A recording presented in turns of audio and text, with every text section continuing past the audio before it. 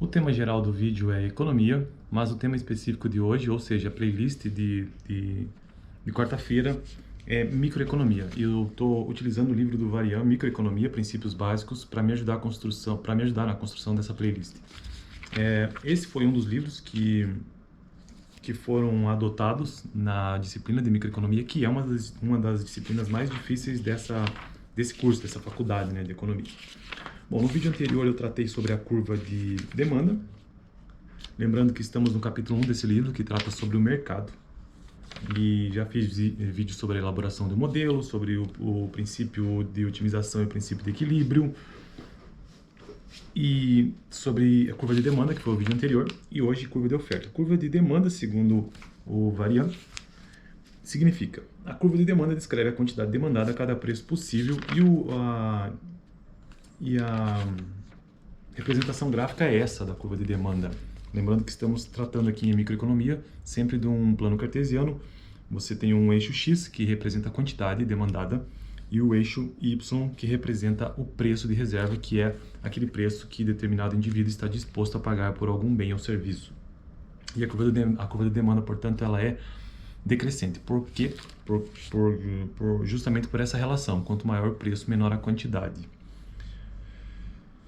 Beleza? Então hoje vou tratar sobre curva de oferta.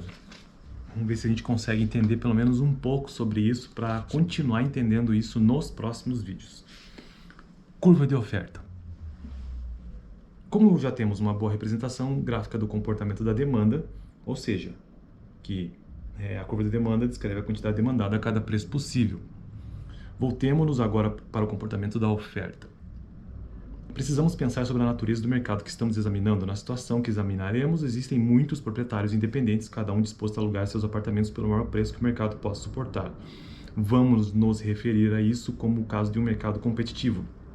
Outras estruturas de mercado são certamente possíveis e posteriormente examinaremos cada uma delas.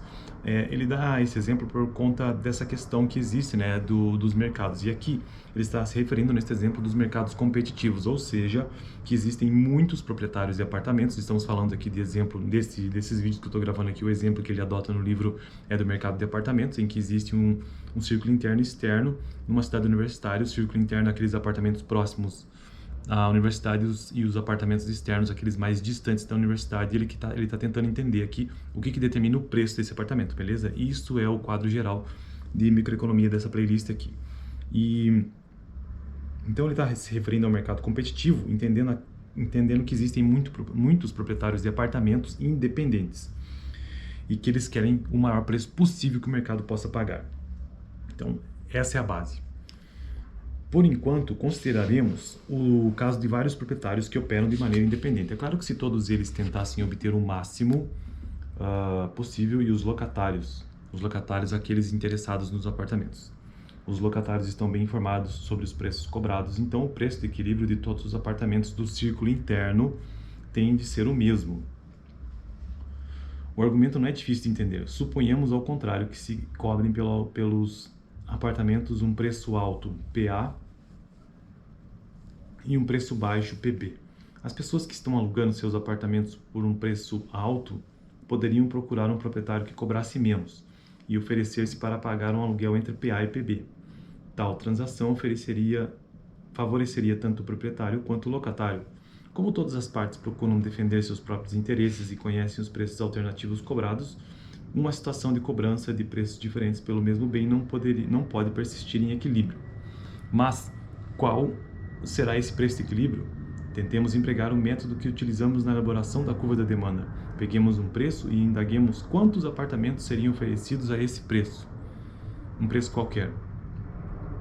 A resposta depende, até certo ponto, da quantidade de tempo durante a qual examinaremos o mercado. Então, a questão do tempo aqui, se é curto ou longo prazo, é que influencia na questão da oferta, neste caso, né, que ele está tentando nos explicar.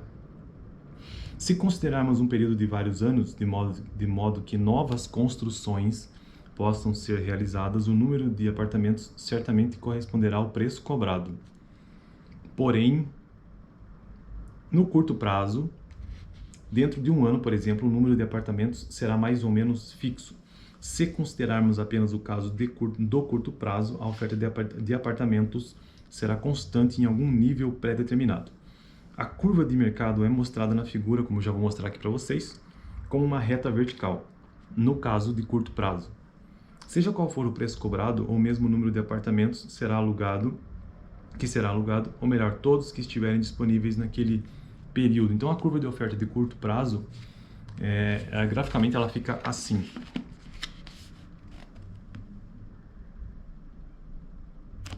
Pelas razões pelas quais ele já nos trouxe aqui no texto, que para mim ainda não ficou muito claro, mas nos próximos vídeos eu vou tentar entender isso melhor, para ver essa diferença que existe então entre oferta de curto prazo e oferta de longo prazo. No próximo vídeo